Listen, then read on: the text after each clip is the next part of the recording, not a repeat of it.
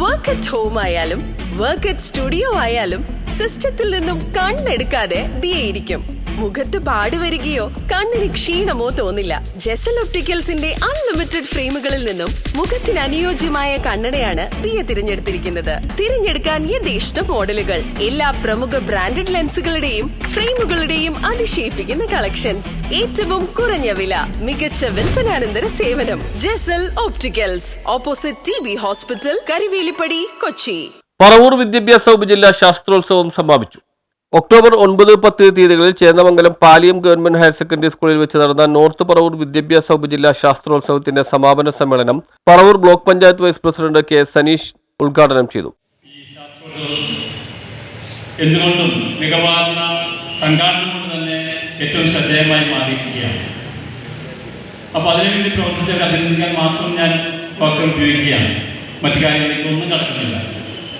പ്രത്യേകമായി നമ്മുടെ ഈ വിദ്യാലയ അന്തരീക്ഷത്തിലും ഇവിടുത്തെ സാഹചര്യങ്ങളിൽ ഏറ്റവും ഫലപ്രദമായ രീതിയിൽ എങ്ങനെ എന്തൊക്കെ പരിപാടികൾ സംഘടിപ്പിക്കാൻ കഴിയും, അതോടൊപ്പം തന്നെ ഈ മേള പൂർണ്ണമായ വിജയത്തിലെത്തണമെങ്കിൽ ഈ സ്കൂൾ കോമ്പൗണ്ടോ ഈ പരിസരവും മാത്രം പോരാ.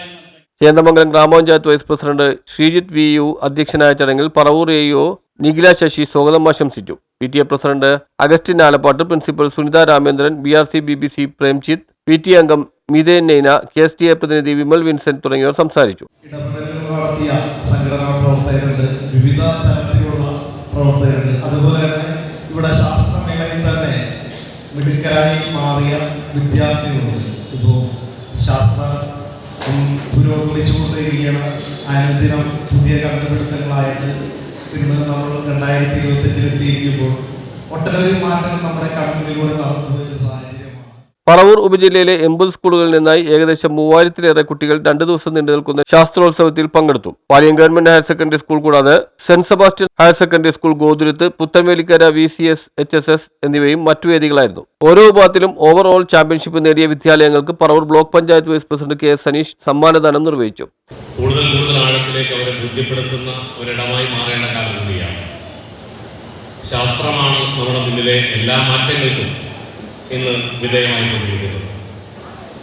ശാസ്ത്രം എത്താത്ത ഇടങ്ങൾ എന്ന് ഇന്നിപ്പോൾ പുതിയ ഓരോ ദിവസവും അനുനിമിഷം മാറിക്കൊണ്ടിരിക്കുന്ന ഒരു കാലം കൂടിയാണ്. അതുകൊണ്ടാണ് ചൊവ്വ ഗ്രഹത്തിലേക്ക് ഇപ്പോൾ നമ്മൾ എത്തിക്കുന്നത്. News bureau, Paravur.